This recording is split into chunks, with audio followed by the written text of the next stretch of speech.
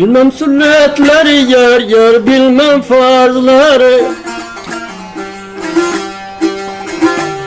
Hak için bir niyaz bana yetmez mi?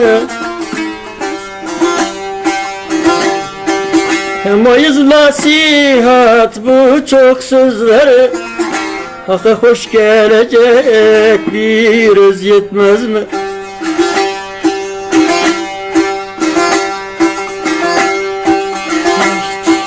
Hak'a hoş gelecek bir öz yetmez mi?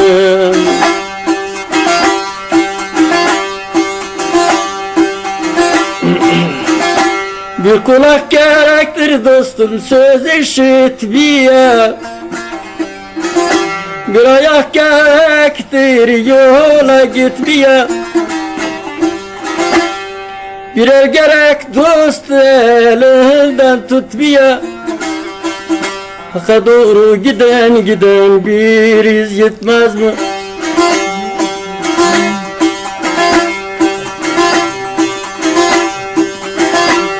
Hak'a doğru giden bir iz yetmez mi?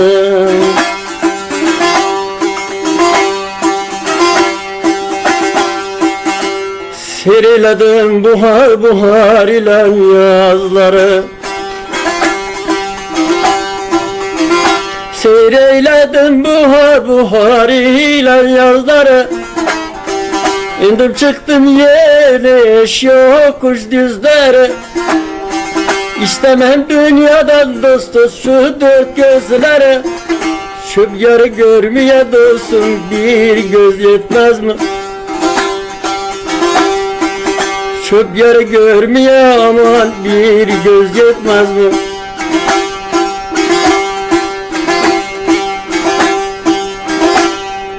Yar dedikçe akar gözümün yaşı.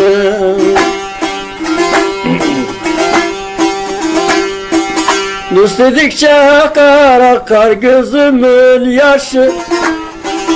Ah beni üşüden gönlümün kışı. Aşkı coşuran dostum aşkın ateşi. Çiğin pişirmeye dostuz bir köz yetmez mi? Mücümü meftunum dostun ağzına. Mücümü meftunum dostun ağzına. Öyle mest olmuşum ele gözüne. Dayanamam cilvesine nazına. Aşkı muhabbetle şive naz yetmez mi?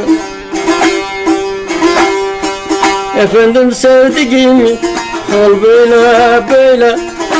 Kulum ben kapımdan dostum sen kabul eyle.